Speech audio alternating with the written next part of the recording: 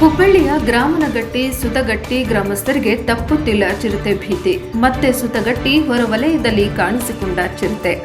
ಹುಬ್ಬಳ್ಳಿ ತಾಲೂಕಿನ ಗಾಮನಗಟ್ಟಿ ಗ್ರಾಮ ಸೇರಿ ಸುತ್ತಗಟ್ಟಿ ಗ್ರಾಮಸ್ಥರಿಗೆ ಚಿರತೆ ಭೀತಿ ತಪ್ಪುವ ಹಾಗೆ ಕಾಣಿಸುತ್ತಿಲ್ಲ.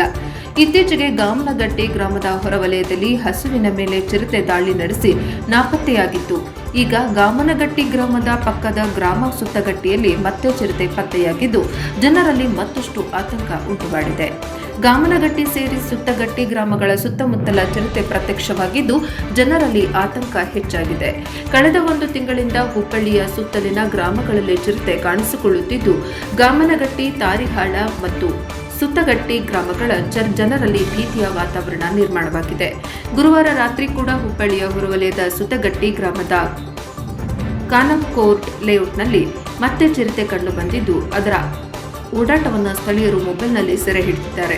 ಇದರಿಂದ ಮತ್ತೆ ಗ್ರಾಮಸ್ಥರ ಆತಂಕ ಇನ್ನಷ್ಟು ಹೆಚ್ಚಾಗಿದ್ದು, ಇದಕ್ಕೆ ಮುನ್ನ ಕಳೆದ 1 ವಾರದ ಹಿಂದೆ ಗಾಮನಗಟ್ಟಿ ಗ್ರಾಮದ ಹೊಲದ ಶೆಡ್ನಲ್ಲಿದ್ದ ಹಸು ಮೇಲೆ ಚಿರತೆ ದಾಳಿ ನಡೆಸಿದ್ದ ಘಟನೆ ನಡೆದಿತ್ತು.